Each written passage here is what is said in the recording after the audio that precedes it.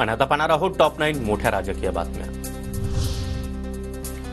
अमित शहांनी बंद दाराआडचे धंदे सोडावेत, हिम्मत असेल तर समोर या। अब्दाली नावाचा बाजारपुणगा महाराष्ट्र संपवायची भाषा करतोय। उद्धव ठाकरेंकडून अमित शहांचा अब्दाली असा उल्लेख।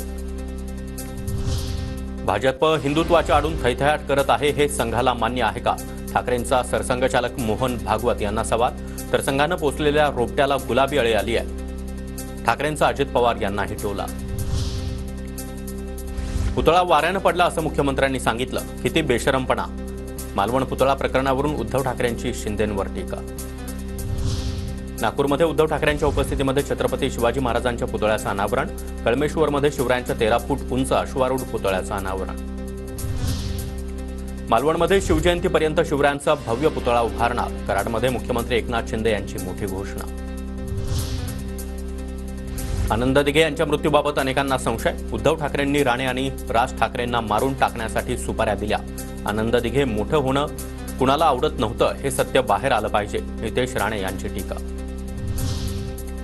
आरोपी गोळीबार करतो, मग पोलिसांनी बंदूक शोसाठी ठेवली आहे का, असं विरोधक म्हणाले असते। विरोधक दोन्ही बाजूने बोलता। अक्षय शिंदे एन्काउंटर प्रकरणावरून शिंदेंचा विरोधकांवर निशाणा। जितेंद्र आव्हाड यांच्याकडून अक्षय शिंदेवरील गोळीबाराचा 2 अज्ञात व्यक्तींचा ऑडिओ संवाद ट्विट। गोळीबाराचे 3 राऊंड ऐकल्याचं ऑडिओ क्लिपमधील एका व्यक्तीचा दावा। पोलिसांनी सरकारची प्रतिमा मलिन करण्यासाठी स्क्रिप्टेड क्लिप। जितेंद्र आव्हाड यांच्या ट्विटनंतर सूरज चव्हाण यांची टीका।